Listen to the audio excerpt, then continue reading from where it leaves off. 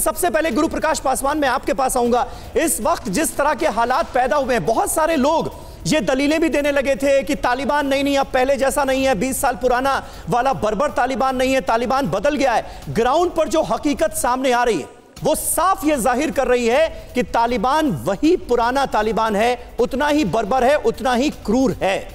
अभी हमारा स्टैंड अफगानिस्तान के हालात को लेकर है क्या, किस तरह से हम नजर बनाए हुए हैं?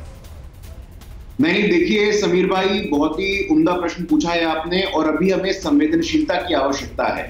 अभी हमें जो स्थितियां अभी अफगानिस्तान से आ रही हैं, सरकार की सर्वोच्च प्राथमिकता, सरकार की टॉप मोस्ट प्रायोरिटी ये है कि हमारे डिप्लोमेटिक कम्युनिटी के लोग, भारत के लोग वहां से वापस इवैक्यूएट कैसे किए जाएं, और इसमें हम लोगों ने काफी हद तक सफलता प्राप्त कर ली है। जहां तक मेरी जानकारी है, एम्बेसी के सारे स्टाफ को सुरक्षित भारत लाया जा चुका है, और हमारे पास अनुभव भी है, हमारे पास एक्सपीरियंस भी है। जब कुछ वर्ष पहले यमन में ऐसी स्थिति हुई थी तो सरकार के वरिष्ठ मंत्री जनरल वीके सिंह जी स्वयं वहां गए थे, 5000 भारतीयों को वापस लाए थे, और 40 अलग अलग देशों के 1000 नागरिकों को भी हमने घर पहुंचाया था। गुरु प्रकाश साहब, क्या तालिबान से किसी तरह की बातचीत चल रही है? देखिए, ऐसा है समीर भाई, ये इंटरनेशनल लॉ और इंटरनेशनल पॉलिटिक्स में ये सिचुएशन बहुत ही फ्लूइड माना जाता है जी। अभी जैसा मैंने कहा, प्राथमिकता क्या है, तो प्राथमिकता ये है कि वहां सिचुएशन स्टेबल हो।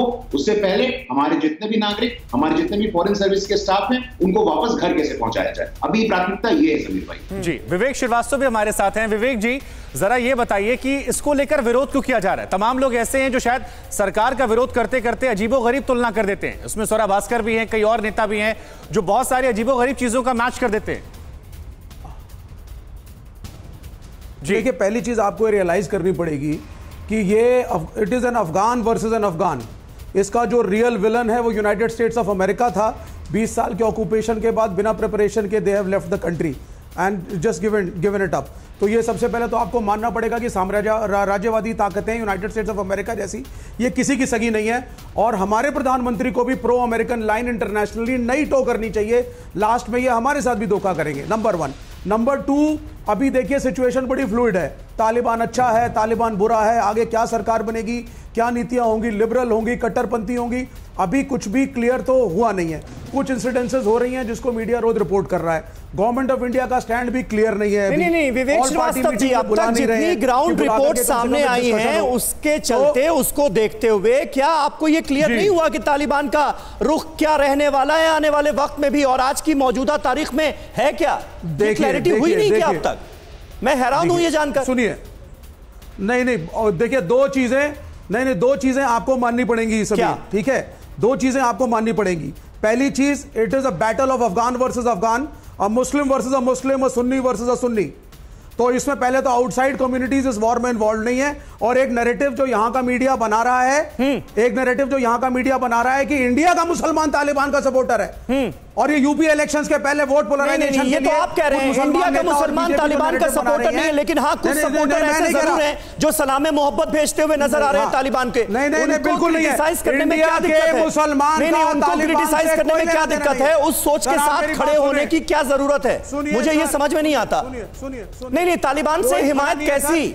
कोई खड़ा नहीं है देश का। सुनिए पहले आप, देश का मुसलमान आवाम जो यहां पर है वो इंडियन है, पेट्रियोटिक है। सर, आपको कहने की जरूरत क्या पड़ रही है? ये तो बात हर कोई जानता है। पाकिस्तान के बंटवारे के बाद कुछ चुनिंदा लोगों की बात हुई जो पैगाम में मोहब्बत भेज रहे हैं। इसलिए क्योंकि अरे यार, या तो आप बोलो या मैं बोलूं। अरे तो आप बोलिए या मैं बोलूं। जो नैरेटिव आप ले रहे हैं वो गलत नैरेटिव है। बोलता नहीं, आप इंटरप्ट करते हैं। बिल्कुल नैरेटिव गलत नहीं है। नहीं, कौन कह रहा है कि देश का मुसलमान तालिबान के साथ खड़ा है? Nobody supporting the Taliban. यही बात तो हर कोई कह रहा है, लेकिन जो पैगाम में मोहब्बत भेज रहे हैं उनको तो गलत कहेंगे ना आप। देखिए, जो गलत मुसलमान चुनिंदा नेता अपने इंडिविजुअल कैपेसिटी में कोई बयान दे रहे हैं, उसका कोई मतलब नहीं है, उसका एक कॉमन मुस्लिम सिटीजन से कोई लेना देना नहीं है। दोनों इवेंट्स अलग हैं। भारतीय जनता पार्टी तो उसको क्या खुलकर आप कंडेम करेंगे? सवाल ये है कि मुसलमानों को बदनाम करके यूपी, सुनिए पहले आप, यूपी के इलेक्शंस को इन्फ्लुएंस करने की कोशिश कर रही है। अरे सर, आप इसको पॉइंट आउट करेंगे जो ऐसा कह रहे हैं। हर चैनल के ऊपर बीजेपी का प्रवक्ता जो है, ठीक है। अड़ी सोमवार से शुक्रवार शाम 6 बजे सिर्फ TV9 भारतवर्ष पर।